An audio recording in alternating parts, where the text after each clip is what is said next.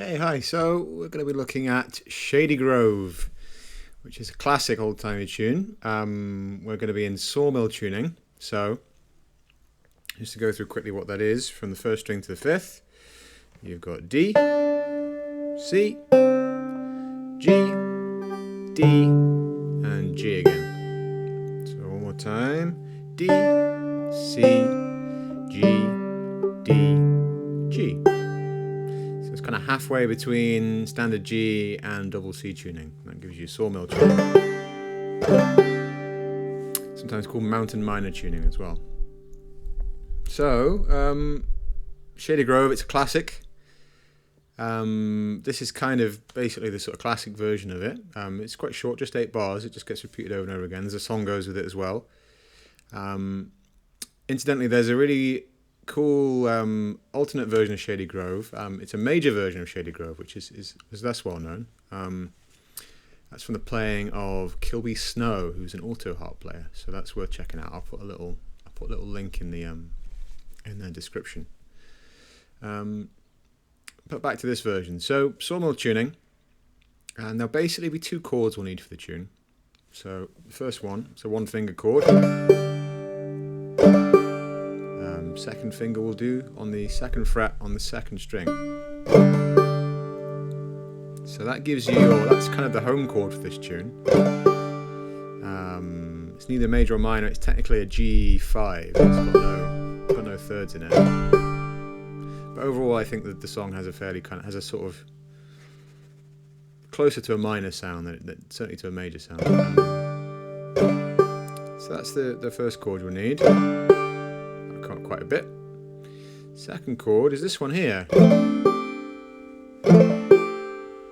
which it's a kind of F chord. So it's actually F, I think F6 technically. To be a full F, you would put your pinky down there. That gives you your F major. Take that away, and you get this kind of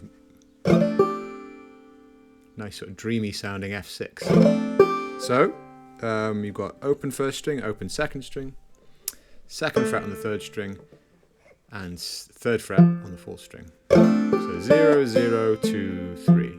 That gives you F6. So that comes up. Where does that come up? Towards the end of the tune. So let's dive in then. So bar 1.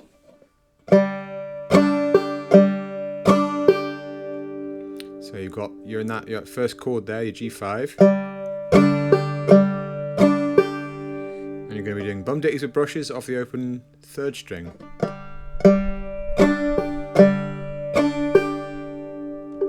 Just 2 of those. Now bar 2. You can do this without, but you might want to try keeping your middle finger in place where it is, and then you can do the pull off and the stretch down to the fourth string around it. Bar sounds like this.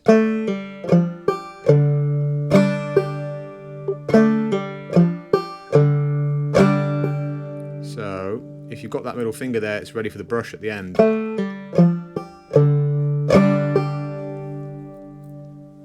So we're going to start with the pull off on the second fret on the third string to open, and we're going to reach down with our third finger to the third fret on the fourth string, followed by a thumb,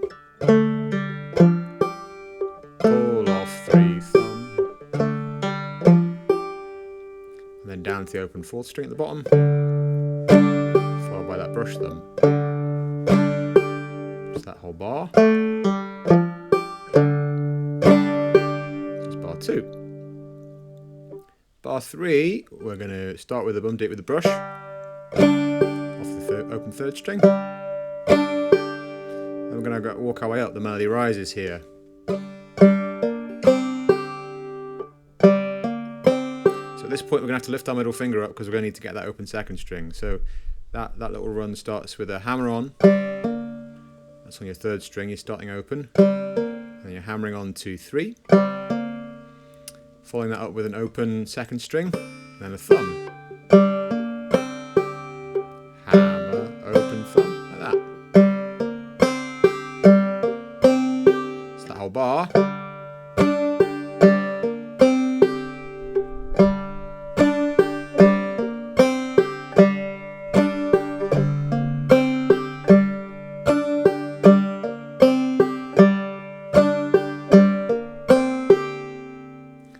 Bar 4, moving on, we're just with that one chord down, the G5 again, and 2 bum ditties with brushes, this time for the second string. So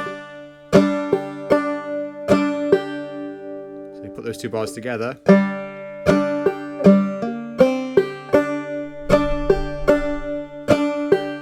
that middle finger has to go down after you've lifted it off in the bar before. Lift it, and then down. So moving on to bar 5, keep the middle finger down again. I'm going to get our pinky involved at the third fret on the first string. So you're going to strike that first string at the third fret, and then a little kind of clip brush on the bottom 2 strings.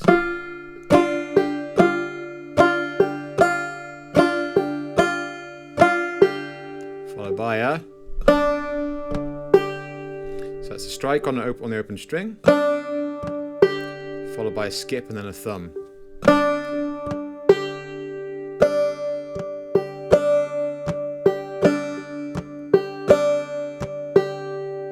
So that skip goes in the place where the brush would usually be. Just don't want to sound anything there. It's useful. You can follow through and hit on the banjo head to help you get the skip. But you don't need to. It sounds quite nice to be able to do it without.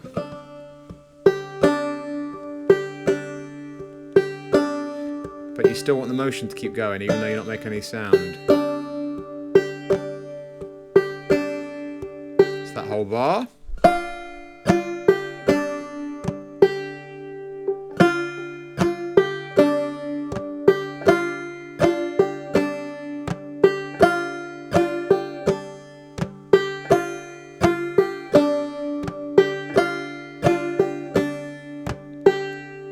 Moving on to bar 6. So we're working our way back down now to our F6 chord. So we're starting up on the open 2nd string with a strike, followed by a pull off down on the 3rd string from the 2nd fret to open. Usually there'd be a thumb there where the pull off lands, but you don't need to put it in. It's a bit tricky and it maybe just obscures the melody a bit. So it would usually go there, but we're just leaving it out for here. And then down to 3 at the bottom. That's 3 on the 4th string. And then you're going to make that little chord we talked about, the F6. You've got a brush thumb through it.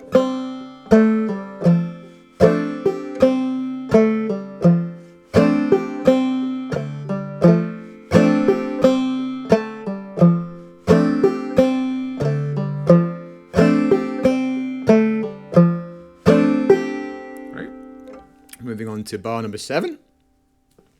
So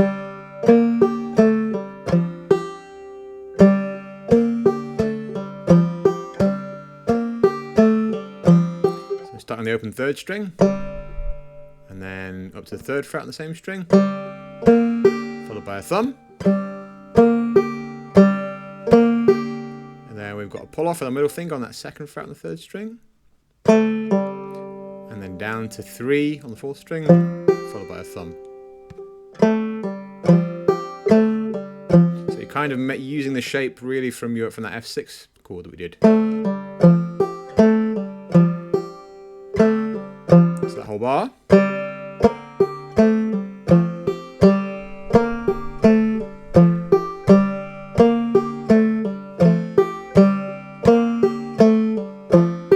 And the last bar, bar 8 to finish.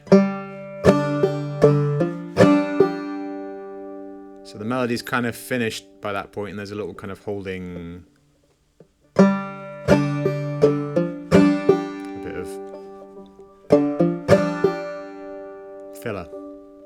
So that starts with a bum ditty with a brush off the open 3rd string. So one of those. And then we're going to do a hammer on from the open 4th string to the 3rd fret, followed by a brush thumb.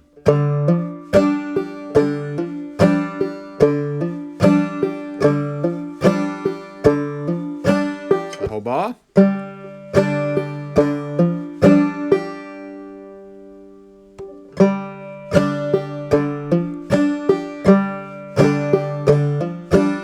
Now, in theory, you could just stay there for as long as you need to remember the words for the next verse.